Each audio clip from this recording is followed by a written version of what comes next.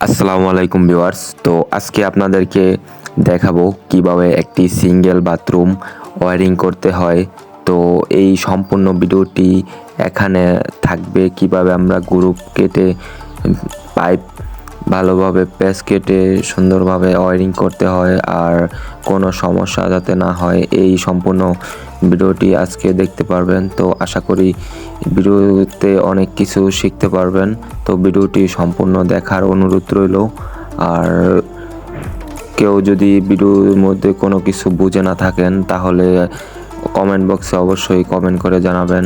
তো আমরা গ্রুপ কেটে দেখেন, প্রথমে গ্রুপটা হাতুড়ি শ্রেণী দিয়ে হালকাভাবে বাড়ি দিয়ে নিতেছি।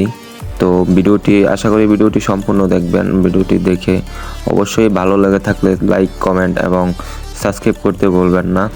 আর হ্যাঁ ভিউয়ার্স, অবশ্যই সাবস্ক্রাইব করে যাবেন।